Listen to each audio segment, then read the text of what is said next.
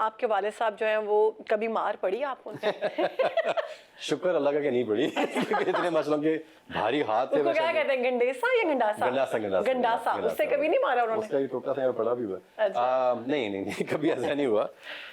इधर आओ ठाठा। नहीं कभी भी ऐसे नहीं हुआ, क्योंकि मुझे इतना याद पड़ता है कि मुझे जिंदगी में शायद 2 दफा हमें डांटा होगा कभी। अच्छा, बस। इतने हम्बल थे वो? कभी भी उन्होंने ये नहीं कभी किया कि नॉट ओनली मी, जितने हमारे बहन भाई थे, कभी भी किसी को उन्होंने ऐसे भी कभी नहीं किया होगा। और आप सारे बहन भाई में सिर्फ आप फिल्म इंडस्ट्री में? I'm the only one, yes. I'm the youngest one in the family. और ये मेरे जो 2 बड़े भाई हैं, बाबर भाई और तारिक, वो अमेरिका में सेटल हैं। सब अमेरिका में सेटल हैं। अच्छा। और आप? तो मैं बस, हाँ जी, मुझे असल में इसी एज में जिसमें मेरी पिक्चर लगी हुई है, इसमें मुझे शौक हो चुका हुआ था। इसमें से कौन से वाला? गैस करें आप, मैं बताऊंगा आपको। व्हाइट में। मैं बताने ही लगी थी। लेकिन तीनों की बहुत शक्ल मिल रही है पास से। राइट, नहीं on the right, that's 3 भाई हैं? हाँ, 3 भाई। और बहनें? 2 बहनें। माशाल्लाह। तो सब भाई नहीं है, तो हम लोग इतनी एज के थे, हम बाहर चले गए थे हम लोग। तो कभी ऐसा वक्त आया जब आपने अपने वालिद साहब को बहुत मिस किया और आपको लगा कि नहीं, इस वक्त मेरे वालिद को मेरे साथ होना चाहिए था? मेरे ख्याल से वैसे तो रोज ही करते हैं, लेकिन बिल्कुल ऐसे ही है, बिल्कुल ऐसे नहीं, specially when I am on a shoot. तो मुझे फिर उस वक्त जब वो डायरेक्टर मुझसे कहते हैं जी कि थोड़ा सा राय साहब के थोड़ा स्टाइल में आप आएँ, थोड़ा बोलें करें, तो मैं कहता हूँ काश मुझे अभी थोड़ा सा गाइडलाइन देने के लिए यहाँ पे मौजूद होते कि बताते। लेकिन आई फील वेरी फॉर्चुनेट कि मैंने अबू जी के साथ 5 फिल्में की हैं। हाँ, मैं यही कहने लगी थी, काम जब आपने स्टार्ट किया था वालिद के साथ किया था, पहले वही मेरे अबू जी के साथ गाइडलाइन दी थी उन्होंने? नहीं, कभी उन्होंने मुझे ये जरूर कहा था कि बेटा कभी आपने ना कोशिश मत करना कि मेरा स्टाइल आप में आए, आपने अपना स्टाइल लेके आना। तो मैंने यही किया। तो फिर स्टे वन से मेरा ये था कि रोमांटिक चॉकलेट हीरो का मेरा रोल था, गाने, डांसिंग नंबर, सारा वो था। लेकिन एज टाइम वेंट लॉन्ग, फिर मैंने ये फील किया कि जब मैंने अबू जी का हल्का सा मैंने स्टाइल अपने में लिया अब आके, तो वो मेरे जो प्रोड्यूसर्स हैं और जो अबू जी के फैन हैं खासतौर पे, वो बहुत पसंद कर रहे हैं। क्या बात है। मैंने अब 100% तो कोई भी लोग जो हैं वो आपके काम को बहुत पसंद कर रहे हैं। एक आपका सीन मैंने भी देखा था, फायर मारते हुए एक्शन ऑब्वियसली बिल्कुल ऐसे ही है। जैसे आपकी एंट्री हुई ना, वो बिल्कुल आपके वालिद की तरह सुल्तान रही की एंट्री लग रही है। वो क्या कहते हैं उसको, रिक्रिएट किया। बिल्कुल ऐसी है। तो मैंने ये किया है कि मैंने उनको एग्जैक्ट तो कॉपी नहीं करता, और करना चाहिए भी नहीं, हीरो वन एंड ओनली। लेकिन मैं ट्राई करता हूँ, थोड़ा सा उनके कुछ चीजें ले लेता हूँ, लोगों को वो पसंद है, and I fusion it with my own style. और असल में औलाद जो है ना, वो अगर ना भी ट्राई करे तो उसके अंदर अपने वालिद या अपनी मदर की झलक होती है। बिल्कुल ऐसी है, क्योंकि बचपन से आपके आइडल जो होते हैं आपके पेरेंट्स ही होते हैं, आप उनको देखते हैं आपको, लेकिन ऑब्वियसली उनका घर में डिफरेंट रोल था। उनकी फिल्में जो आपने देखी, उनकी फिल्में सबसे फेवरेट फिल्म कौन सी है? बशीरा नंबर 1, ये बहुत मुझे पसंद है, जो उनके लाइफ का टर्निंग पॉइंट उनकी पहली फिल्म थी ये। वो थी जो नहीं, उनकी उससे पहले उन्होंने छोटे छोटे रोल काफी किए थे, लेकिन बाबुल के बाद बशीरा जब उनको मिली तो that was like this turning point in. वाह वाह वाह। उसके बाद ही नेवर लुक बैक। और 800 मूवीज में उन्होंने काम किया, 500 मूवीज में वो एज अ हीरो आए हैं। एक्चुअली उनका नंबर जो सा है वो जो गिनीज बुक में है, that's most title played by an actor है, और he did more than 1000 films. Okay. और जब ये हादसा हुआ था उस टाइम में he was still under production जो फिल्म्स थी ऑन रिकॉर्ड वो 54 थी, इसमें 2 मेरे साथ भी थी उनकी, जब सारा कुछ हुआ। सो माशाल्लाह अनथक मेहनत उन्होंने की, डे 1 से जो उनके अंदर एक कुछ था ना, पैशन था, जज्बा, वो रहा आखिरी टाइम तक उनमें। और मैं ये समझता हूँ कि दुनिया में, मैं ये ऑन रिकॉर्ड बात कर सकता हूँ कि पूरी दुनिया में हॉलीवुड, बॉलीवुड, लॉलीवुड कहीं भी आप चले जाएं, ये जो आई थिंक अबू जी को अल्लाह ताला की रहमत से मिला कि कैमरा उनके ऊपर इतना आशिक था कि even till the last minute he was in the grave, cameras were still recording him.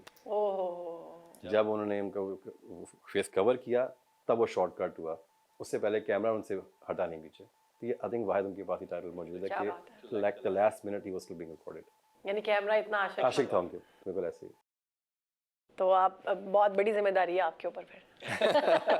तो आपके नए प्रोजेक्ट्स? जी मेरे अभी अल्हम्दुलिल्लाह आई एम डूइंग, मेरे भी 5 फिल्में रेडी पड़ी हैं रिलीज होने के लिए, और जो बेसिकली मैं बहुत ज़्यादा एक्साइटेड हूँ इस वक्त, अभी जब से वापस अमेरिका से आया हूँ तो हमारा डिस्कशंस चल रही हैं नासिर अदीब साहब के साथ, वो है सन ऑफ मौला जट के लिए। तो उस पर हम लोग काफ़ी सारा काम कर रहे हैं। ये मौला जट जब आई, इसमें किरदार कैसा लगा आपको? कौन सी मौला जट जो अभी रिलीज हुई है? आई थिंक फवाद लोगों ने ठीक है, ऑब्वियसली उन्होंने उसको डिफरेंट एंगल में ले गए, थोड़ा सा स्मार्टली खेला बिलाल ने उसको कि वो ताकि कंपैरिजन ना कोई करे उनके साथ। लेकिन आई फील लाइक कि अगेन अगर मुगल आजम 10 दफा बनेगी तो नाम दिलीप साहब का ही आएगा। हाँ, तो ऐसे ही जब भी कभी मौला जेट बनेगी तो नाम अबू जी का ही आएगा। ऐसे ही है। जब मौला जेट बनी लोगों ने बड़ी ज़्यादा उम्मीदें लगाई कि अब जो नई वाली मौला जेट है रिटर्न्स, कि पता नहीं इसमें सुल्तान रही का किरदार जो अदा किया किस तरह से किया। ठीक है, अब वो तो नहीं हो सकते, लेकिन अपनी तरफ से लोगों ने किरदार निभाने की कोशिश की। राइट, एग्जैक्टली ऐसी। और अच्छा उन्होंने, I think the direction wise was good. आप क्या रैंक कितने नंबर देंगे? I would maybe give it like a 7. Oh, okay. A solid 7. Pretty good. क्योंकि इसके अंदर डायरेक्शन और सिनेमेटोग्राफी इसकी बहुत अच्छी थी, no doubt, no doubt. Songs में एक ही था, वो भी पता नहीं कहाँ पर उन्होंने डाल दिया था। लेकिन अगेन मौला जेट का जो असल में जो कैरेक्टर है ना, it's like Superman, nothing can beat him, nothing can destroy him, तो वो कभी गिरता नहीं था। ठीक। इस फिल्म में मुझे थोड़ा ये एतराज जरूर था कि उन्होंने जगह जगह पे गिराया उसको। तो आपके अबू जी तो नहीं थे ना? एग्जैक्टली, नहीं आई नो, लेकिन कैरेक्टर की बात कर रहे हैं। तो अब ये जो हम सन ऑफ मौला जेट बनाने जा रहे हैं ना, तो हम उसको चाह रहे हैं कि वो जो अब्बू जी के उस टाइम के जो दौर के फैंस थे ना, वो जो फैन फॉलोइंग उस जो देखना चाहते हैं, हम उनके लिए भी कर रहे हैं, और ये जो हमारी सिनेपैक्स की जो और न्यू जनरेशन जो है, जबरदस्त है। तो बहुत अच्छा आइडिया है। तो फिर आप हम प्रमोशन करने आएंगे हमारे इंशाल्लाह। हमारे आपको सुनो पाकिस्तान के स्टूडियो में आना पड़ेगा। डन हो गया, पूरी टीम को ये अभी देख लें, मैंने डन करवा लिया, बाद में मिलते कोई नहीं। नहीं मैं जो कहता हूं ऑन रिकॉर्ड पूरी टीम को लेके आएंगे। हैदर साहब को हमने डन करवा लिया इंशाल्लाह। जबरदस्त। सन ऑफ मौला जेट के नाम से मूवी आ रही है और अमेजिंग होगी, मुझे लग रहा है। अभी से मुझे वाइब आ रही है फिट। अच्छा, अभी एक कंट्रोवर्सी की बात कर लेते हैं। आपके वालिद साहब के बारे में आफ्ताब इकबाल की जानिब से कुछ कहा गया था कि हाँ जी, वो बस समझ लें कि कुछ वो मामला हो गया था, रिजॉल्व हो गया था हमारा, 2 दिन के अंदर ही रिजॉल्व हो गया था। बल्कि बस वो कुछ कभी कभी लोग ऐसी बात कर देते हैं, कंपैरिजन किया था शान के साथ। हाँ जी बिल्कुल। बस वो क्या कहते हैं ना, कभी कभी लोग जब रेटिंग्स कम होती हैं तो बढ़ाने के लिए कुछ ना कुछ ऐसी बात कर देते हैं जो कंट्रोवर्शियल बन जाए। तो आई थिंक उस वक्त उन्होंने भी यही किया, लेकिन I think he got the idea के पीछे फैमिली खड़ी हुई है। और ऐसे किसी भी शख्स के लिए नहीं बोलना चाहिए। जो अपने लेजेंड्स हैं खासतौर पे, उनके बारे में कोई ऐसे रिमार्क्स देने ही नहीं चाहिए। चाहे वो अबू जी हैं, मैडम नूर जहाँ हैं, फ़तेह अली खान साहब हैं, जितने बड़े बड़े हमारे जो लेजेंड्स गुजर चुके हैं दुनिया से, हमेशा उनकी रिस्पेक्ट में आपको बात करनी चाहिए। फिर उसके बाद उनके साथ मामला आपका सेट हो गया? जी उसी वक्त हो गया था, माजरत वगैरह की। हाँ जी, 2 दिन के अंदर उन्होंने फिर अपोलोजाइज कर लिया था। मैंने कहा था कि अपोलोजाइज कर लें तो अच्छा है, क्योंकि मुझे जो मैसेजेस उनके फैंस के आ रहे थे बड़े खौफनाक किस्म के थे, तो मैंने इसलिए उनको बता दिया था। मैंने कहा भाई आपके ऊपर ही है, आप अपोलोजाइज कर लो। सो ही डिड दैट। 2 दिन के अंदर चलो दैट्स गुड। माफी मांगना अच्छी बात है और बड़ेपन की बात है। जी, और उन्होंने रिजॉल्व कर लिया, तो फिर मैंने भी चीज़ को छोड़ दिया, वरना I was not drag it a little bit, लेकिन मैं छोड़ दिया उसको मैंने। अच्छा, इसके अलावा एक्टिंग के अलावा अगर आपको मौका दिया जाता कि आप कुछ बने तो क्या बनना चाहते? आई थिंक मुझे शुरू से डे 1 से आई वुड से अगर एक्टिंग के अलावा अगर होता तो I would definitely be in the army. Oh वाह।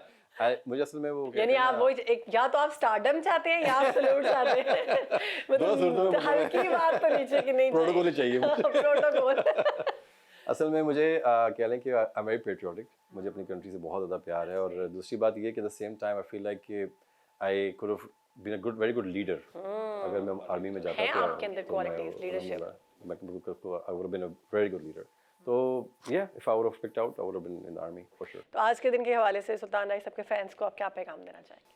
मैं उनको बस यही कहना चाहूँगा कि जैसे माशाल्लाह उनको प्यार करते आए हैं, ऐसे ही उनको आगे प्यार करते रहें, और वो प्यार में तभी डाइवर्ट करते जाएं जैसे माशाल्लाह कर रहे हैं वो। और मैं उनकी एक्सपेक्टेशंस पे कोशिश करूँगा कि पूरा उतरूँ, और जब भी कभी उनको याद करने के लिए बस उनके लिए दुआ कर दिया करेंगे कि ये ही चीज़ उनके लिए आगे उनके काम आएगी। और अल्हम्दुलिल्लाह जितना प्यार लोगों से मिलता है ऐसे मिलता रहे बस। तो अभी आप कोई ऐसी बात, कोई ऐसी चीज़ जो आप अपने वालिद साहब की उनकी ज़िंदगी में नहीं कह सकते और आप कहना चाहें तो आप कह सकते हैं? अब्बू जी को? हाँ। Wow, yeah there is a lot of things actually. बस ये मैं कहूँगा लव यू अब्बू जी। हाय, जबरदस्त। अच्छा, सबसे मजे की बात है, मुझे आपका अब्बू जी बहुत अच्छा लग रहा है। लाइक ये दिल से निकल रहा है अब्बू जी। बिल्कुल, घर में उनको अब्बू जी कहते थे। ज़बरदस्त, बहुत शुक्रिया जी।